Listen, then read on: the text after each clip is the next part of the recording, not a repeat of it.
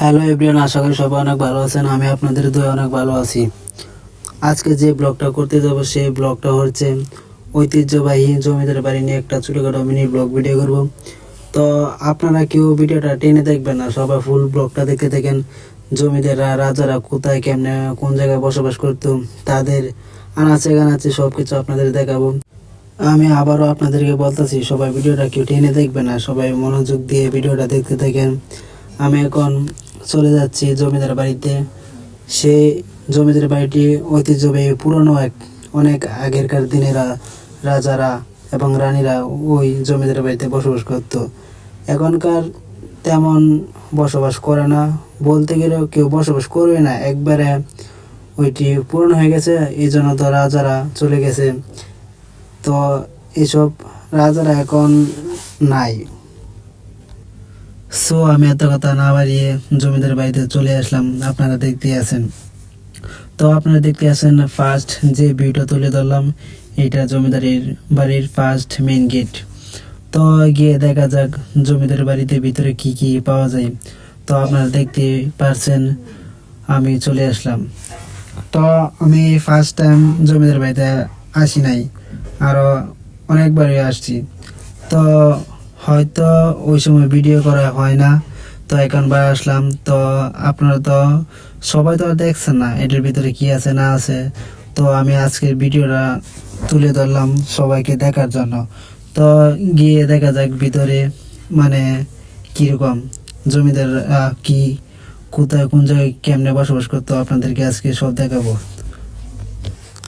Finally অবশেষে আমি জমিদার বাড়িতে চলে আসলাম। তো ভিতরে আসার পর আমার কাছে একটু নার্ভাস লাগতেছে, কারণ আমি একা, তো এই জন্য আমার কাছে একটু ভয় লাগতেছে। তো আমি আবার চিন্তা ভাবনা করলাম, যেহেতু আপনাদেরকে দেখাবো সবাইকে, তো ভয়কে আমার দূর করতে হবে। তো ভয়ের কিছু নাই, তো আপনারা দেখতেই পারছেন এই পুরনো জমিদার বাড়িতে কি কি আছে না আছে, তো আপনাদেরকে আজকে আমি সব দেখাবো। আমি ওই দিক দিয়ে ভিডিও করতেছি, হঠাৎই খেয়ে জানি একটা ধাক্কা মারলো।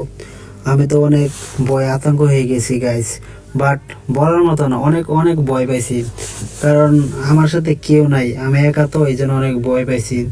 তাও আবার পুরোনো বাড়ি তো, বাট অনেক সকাল সকাল আইছি তো আপনাদেরকে দেখানোর জন্য, এই জন্য। তো আমি আবার সমস্যা নাই, ভয়কে আমার জয় করতে হবে। একটা কথা কি, জমিদার বাড়ি জমিদারের মতো নাই, দেখেন মানে কি করবো, পুরো বাড়িটা পুরো নোংরা বানায় তৈছে। জমিদার বাড়িটা অনেক সুন্দর দেখতে, কিন্তু ও এলাকার মানুষগুলা জমিদার বাড়িটারে ঠিক মতো রাখতে পারছে না, পুরা নোংরা বানাতে হয়েছে। এই জায়গায় কি বলবো, মানে আড্ডা যা আছে এভরিথিং সব কিছু এই জায়গায় করে, মানে বাড়িটার অস্তিত্ব রাখছে না ওরা। সবাই যদি জমিদার বাড়িটি পরিষ্কার করে রাখতো তাও অনেক সুন্দর দেখা যেত, বাট এই জায়গায় মানুষে আইসা খালি ভিডিও করতে পারে, সবকিছু করতে পারে, কিন্তু ওই এলাকার মানুষগুলা পরিষ্কার করে রাখতে পারে না। সো এই জায়গায় আমার ভিডিও করা হয়ে গেছে, তো আপনারা এখন দেখতে পাচ্ছেন আমি এখন নিচে চলে যাব। আমি নিচে নামতাছি নামতাছি নামতাছি, হঠাৎ করে আমার চোখে একটা বাইসা গেলো শিয়াল। তো শিয়ালটা প্রায় 1-2 মিনিটের মতো দাঁড়াইছে, শিয়ালটা দেখে আমি অনেক ভয় পেয়েছি। তারপর শিয়াল দেখি আমার দেখে এমন দৌড় দিছে জঙ্গলে, বলার মতো না। এই জায়গায় আর নাই, শিয়াল শিয়ালের মতো গেছে গা। তো জানি না আজকে কার মুখ দিকে ঘুমেতে উঠছি, আজকে দিনটা আমার কাছে আলিক কি। ফার্স্টে যে সময় ছাদে উঠছি ওই সময় একটা ভয় পাইছি, কেটা জানি চাক্কা মারছে। আবার নিচে নামার সময় আবার শিয়াল দেখে একটা ভয় পেয়েছি। তো এই ছিল মানে আজকে আমার দিনটা, মানে অনেক ডরাইছি। তো ডরের কোনো কারণ নেই, যেহেতু আমার সাথে আল্লাহ আছে, মানে আল্লাহকে ছাড়া আমি কেউ ভয় পাই না। তো আমার সাথে যেহেতু আল্লাহ আছে, তো কেউ কিছু করতে পারবে না, তো এটা ভয়ের কিছু কারণ নেই।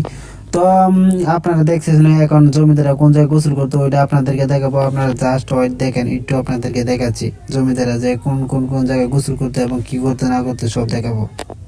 আমি যেটা মনে করি, জমিদারের বংশটা তো অনেক বড়, তো আমার মনে হয় জমিদারের যে মানে ওদের কাজ টাজ করে যে প্রজা থাকে না, প্রজাদের মনে হয় কোনো একটা, এইটা আমার মনে হয়। কারণ তখনকার দিনের তো জমিদারে অনেক নাম করা বংশধর, কারণ সবগুলো পুরনো বাড়ি তো।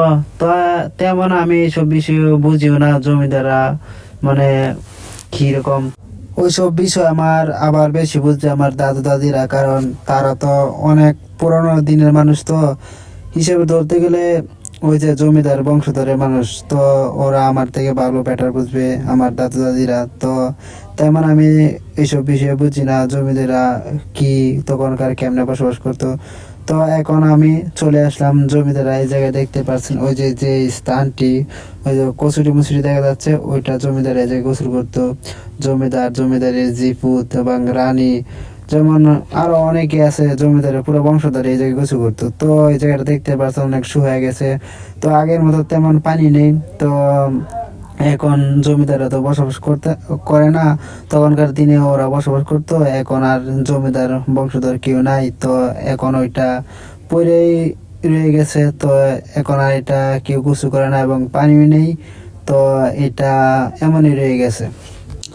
তখনকার দিনে ছিল পানি, আর এখনকার জেনারেশনে খালি কচুরি। তো আমার যেটা মনে হয়, জমিদার এখন বাংলাদেশে নাই। তো এইটা আমার মনে হয় সরকারের ফাউন্ডেশন আছে। যদি সরকারের ফাউন্ডেশন না থাকতো, তো আপনারা দেখতে পাচ্ছেন আশেপাশে যে মানুষগুলো বসবাস করে, মানে এলাকাবাসী, তো জমিদার বাড়িটা অবশ্যই দখল করে ফেলতো। তো এটা সরকারের ফাউন্ডেশন আছে, জমিদার যেহেতু বংশধর স্তর নাই, তো এটা বর্তমানে মনে হয় আমার সরকারের ফাউন্ডেশনে আছে। এই ছিল ঐতিহ্যবাহী জমিদার বাড়ি নিয়ে ছোটখাটো একটি মিনি ব্লগ ভিডিও। সবাই ভালো থাকবেন, সুস্থ থাকবেন, বাই বাই, টাটা টা।